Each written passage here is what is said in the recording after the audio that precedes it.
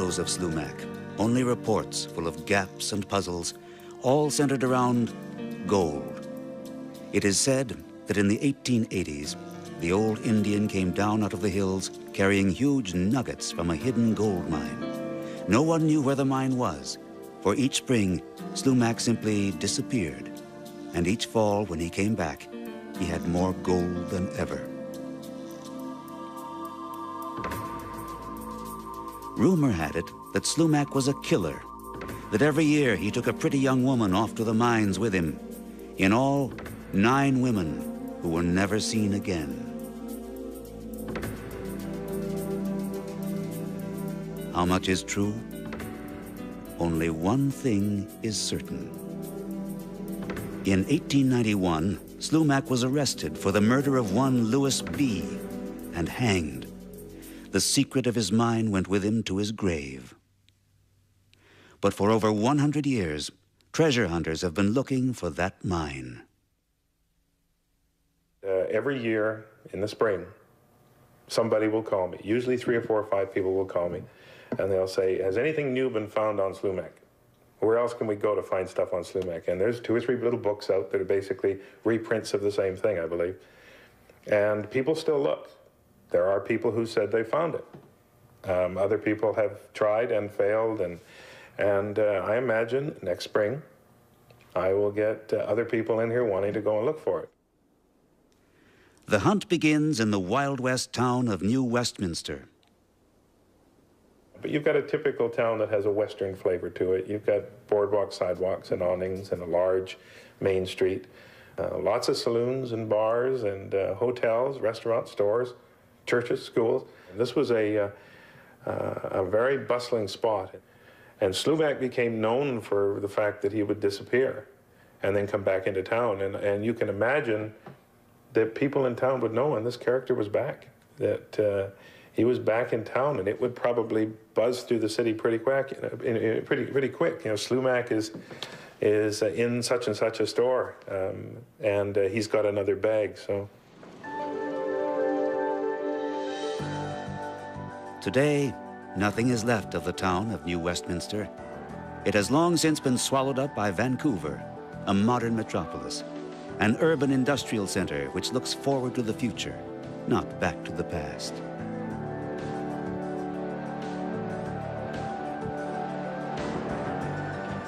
The romance of the old Wild West can no longer be found here.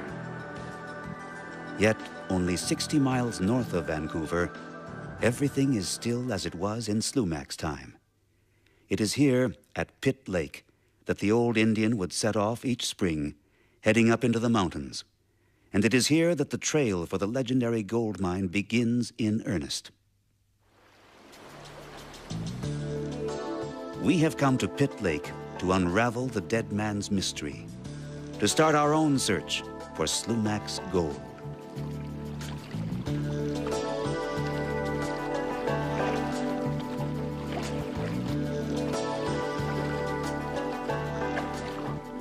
Here in the woods and waterways at the foot of the Canadian glaciers, we travel through a timeless world, a world almost exactly as Slumach would have seen it. Our guide is Peter Vellners. For years, he's been following Slumach's trail and piecing together his story. Well, he was an old Indian guy that used to come out of these mountains somewhere and bring his gold into New Westminster, into the saloons, and trade them for beer, his food, and then come back up in the mountains and stay up here for long periods of time and then come back out of the mountains. The story goes that he used to take women with him so that they could, they suppose, squeeze into a small crack to get the gold out. But from what I've heard of, talked to about his relatives, they say that's not true. That's just the propaganda, I guess, they made up in those days. Even Slumach's death is controversial. He was hung for the murder of Louis B., another Indian guy from the same area. And they had been enemies most of their lives. And apparently, Louis B. had always been threatening him and bullied him. And finally, in fear of his life, they say he shot Louis B. Every year, Peter spends some weeks at Pitt Lake. Like Slumach, he exchanges the society of men for the loneliness of the mountains. And as he does, he thinks of the vanished gold, which has never been found. It's there. There's too many people saw him bring that gold out of here, and he's from here, born and raised here. He never went very far. Some people say he got it from somewhere else or he robbed other people, but I don't think he would have ever gone that far away from here. Many treasure hunters have come to Pitt Lake looking for Slumach's treasure, and many have died. It is said that with his last breath, the old Indian put a curse upon his gold, a curse on all who would follow his path. And over the years, this terrain has certainly proven deadly. It's the roughest country in the world. You go in, the weather changes so fast in here, you can get stuck in these mountains. Just about 30 people have died directly because looking for Slumach's gold. And this includes search parties. Parts of search parties have got lost and fell down or died of exposure in these mountains. Yet a list of dead men, no matter how long, cannot deter someone who has been seized by gold fever. Every treasure seeker relies on his own experience and concentrates on one goal, the mine. And rumors of the occasional gold find, small as they may be, only enhance the legend. And there's been many guys looking for it, and a couple have found gold in here. But they didn't tell anybody either. They are all silent, the dead and the fortunate few. So which way do we take our search? Peter has set up his tent along the Pitt River. Perhaps this time we'll be lucky. The camp is comfortable, the weather fantastic. August weather, sunshine, blue skies, no wind. A good time to set off on Slumach's trail. It is a journey for which there is no strategy. Peter follows his instincts and the few clues that Slumach left behind.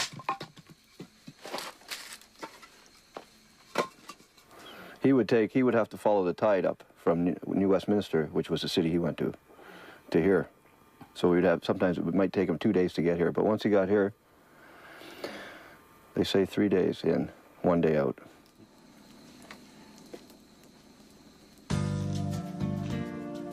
The next morning, we set off on our journey. Peter is one of those very special types that seem to thrive in the Canadian mountains. Trailblazers and loners who find their way around the wilderness better than the big city jungles.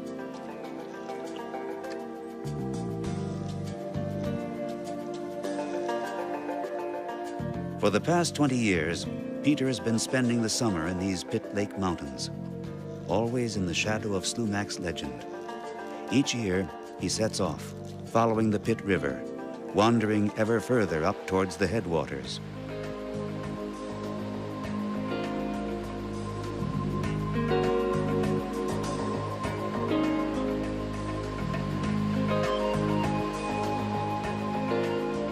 It is not a journey to be taken lightly. The terrain is treacherous, the paths unmarked. There is no one to turn to here for aid.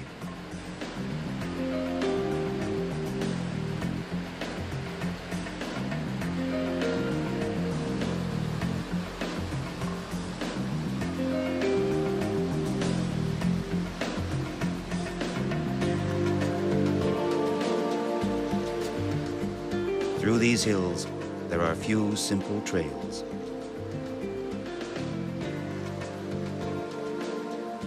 But each new path brings a new adventure, new discoveries to be made. This time, it's a dilapidated gold camp, a ghost mine, long uninhabited. That's the old gold camp. This is somebody's old gold mine. Yep. Looks like at least 50 years old. Yeah. Maybe 80. Slumach was not the only one looking for gold at the turn of the century. British Columbia was the land of gold creeks. The earth smelled of gold here, and this smell drove the prospectors into the wilderness, where they lived, alone, God-forsaken, just a few tools to keep them company. All their old axes and frying pans. And they had to carry that all in here. The tools are rusty, the camp abandoned. Did the prospectors who built this cabin find gold? They must have. They wouldn't have built all this unless they came in here first and found something. And is that the area where Slumach was?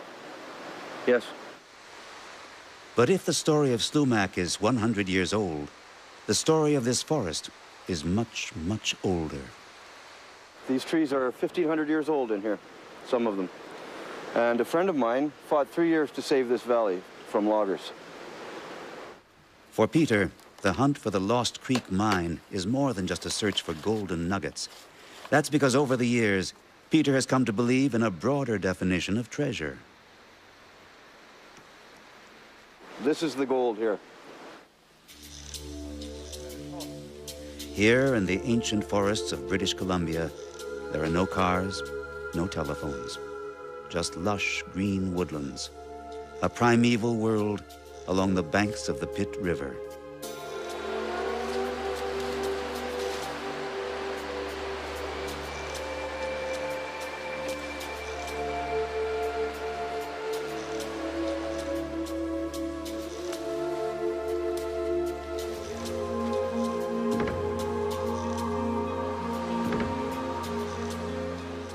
On Slumach's trail, the reward lies not just at the end of the journey, but every step of the way.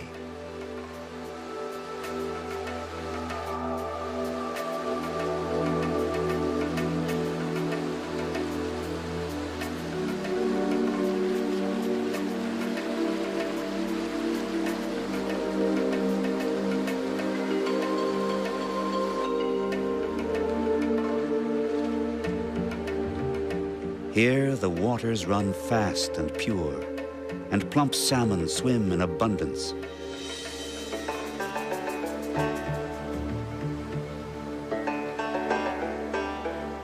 For Peter, the true wealth of the forest lies not in gold, but in freedom.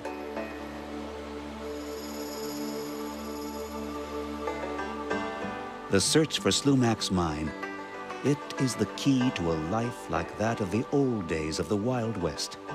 A life unspoiled, uncomplicated.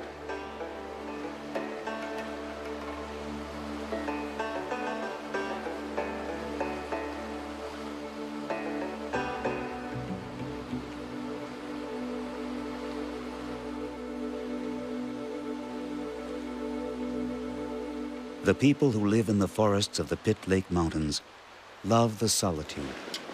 But when dusk rolls around, they enjoy a few hours of company around the campfire, immersed in the old tales of mysteries and legends, always leading back to Slumach's gold.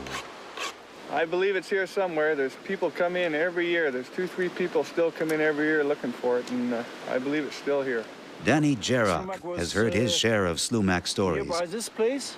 Yeah, Slumach, from what I hear, I was talking to a fella here about a month ago. His great-great-grandpa logged up in this area, and Slumach worked for him, and he said that the one day they used to go back and forth by ferry out here every 2 weeks, and the one day they went out, Slumach had a nugget the size of his hand when he went out, and the guy that swears by this story that Slumach had this nugget the size of his hand. All tales of the legendary mine end with Volcanic Brown, who apparently did discover part of Slumach's gold. Volcanic Brown, they found his last camp at the top of the Stave Glacier, and they never did find him, and they found 11 ounces of gold in his camp, nuggets. So Volcanic Brown was definitely on the right track. Volcanic Brown began his search for Slumach's gold in 1923, 32 years after the Indian's death. He himself was then already 76 years old, a living legend. For Volcanic Brown was like the region around Pitt River, as rough and craggy as the ground he walked.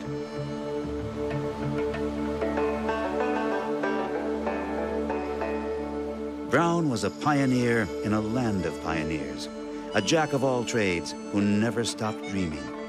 And in our dreams, he lives on. If we want to find Slumach's mine, then we'll have to follow old Brown's trail.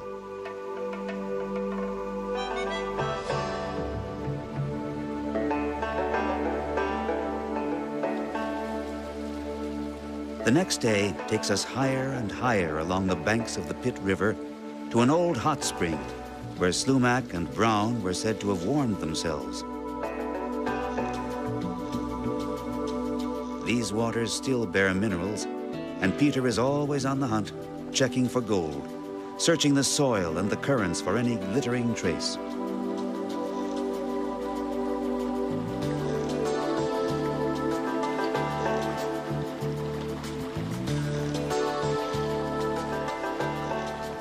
Maybe he'll strike it lucky, like Volcanic Brown, who challenged fate even as an old man and really did discover gold. But 3 days into our journey, we are still far away from the glaciers where old Brown set up his gold camp. That valley there, those ridges, that's where Volcanic Brown was looking for his gold. It's hard to understand how old Brown could have walked to the glacier. For Peter, it's clear that we'll need some help. Well, the best way to get into these mountains and look around is with a helicopter.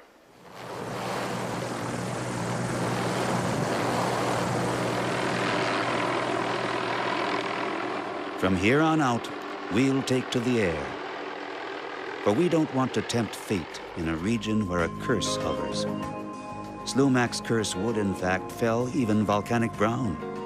In the late summer of 1930, Brown failed to return from the mountains. In the fall, a group of men set out in search of him. The men found his camp and 11 ounces of gold. But of Brown himself, there was no sign. He had simply disappeared. Brown would never be heard from again.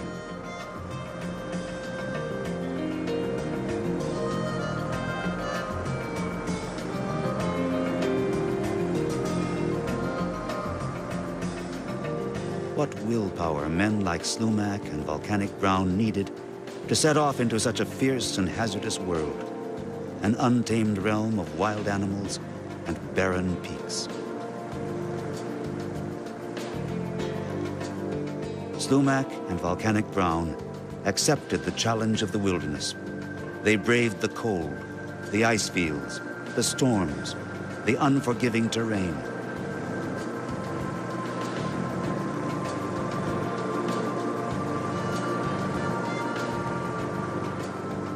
They were loners, hard men in a hard land, taking on the unpredictable moods of nature. And they were rewarded with the greatest treasure the earth has to offer: gold.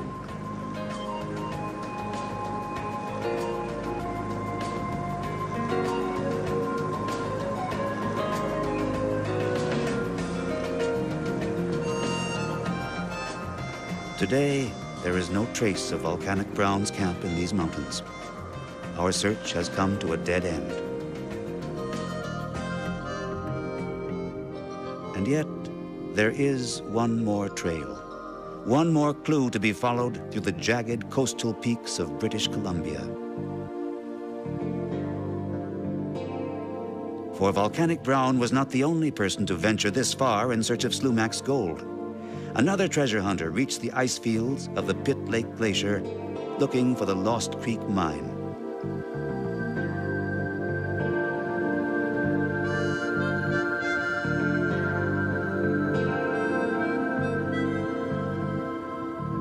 His name was W. Jackson, and he left behind a written record. In 1901, the American Jackson was one of the first to set out on Slumach's trail. He too was smitten by the curse. But in the weeks before he died, he wrote back, claiming he had discovered Slumach's mine. I came to a place where the bedrock was bare, and there the bedrock was yellow with gold. Many treasure hunters carry copies of this letter with them, and experts claim that it's genuine. The original letter was date stamped from a government office, and that date stamp I examined very closely. I know who found it, and the letter is interesting, and it's probably the key to it. It uses certain phrases that were only used in the 1880s and 1890s, such as light out and O with an O, which is an American phrase. So the original letter is genuine. There is an area there that was some 3 words left out. We think it's a blind canyon. There's no doubt that that Slumach had something to do with it. I'm not sure. It has been called the Slumach treasure.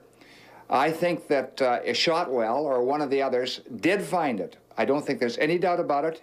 He makes certain comments about the Bank of British North America in San Francisco, and he calls San Francisco SF, which was usual with the Americans.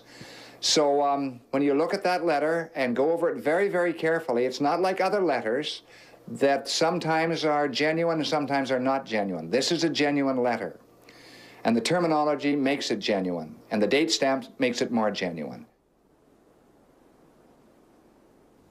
Bill Barley is himself a treasure hunter of the old school. Since his childhood, he has been roaming through the ghost towns of British Columbia in search of traces from the past.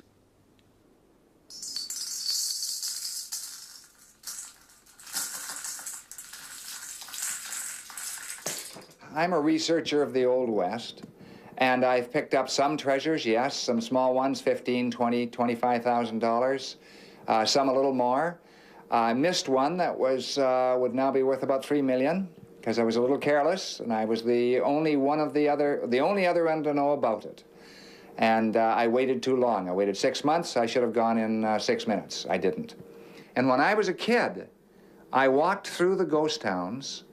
And when I walked through those ghost towns, the thing I remember very, very vividly was walking up the boardwalks, which were still there, looking in the windows of the stores, and everything was still inside. The pitcher and basin, and the one-armed bandits, and the roll-top desks, and there was dust inside and cobwebs coming down.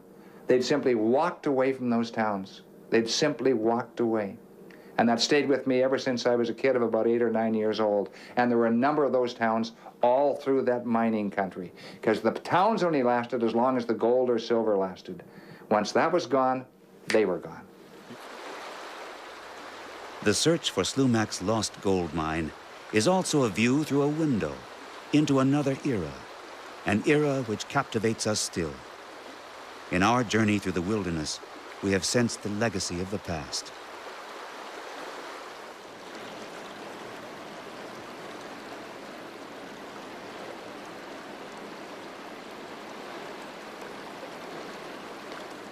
Here in the solitude of the Pitt Lake Mountains, the legend of this loner has come to mingle with the landscape. And with each retelling, the myth keeps growing. There are a number of extra stories. This is more than just one man and a little story about his gold. I mean, this thing really goes. Most people who deal with it simply look at the fact that he did kill someone. And there are comments that I have read and other people doing research that was more than one person. I think that it grows with the legend, but it all comes back to this thing that the legend grows, but there was this man, he did something bad, he paid the penalty, and he was finding gold. In the moment of his death, Slumach took his revenge with the scariest weapon of the Old West, the curse he placed on all the treasure seekers who would follow him. And there were many who did. Jackson and Brown and all the others who wandered through the storms of the Pitt Lake glaciers. Yet, is Slumach's curse not the curse of all treasure hunters? The irresistible lure of hidden gold? Always looking for the gold. I believe it's here somewhere. There's people come in every year. There's 2, 3 people still come in every year looking for it, and I believe it's still here. No, I think it does exist, and maybe it wasn't as big as everybody thought. Maybe it is, and we just haven't found it yet.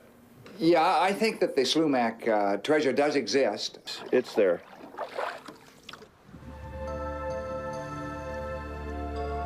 Some say that Slumach's ghost still hovers over the Pitt Lake Mountains, that his name is still whispered by the wind, the river, the trees, and the mountains.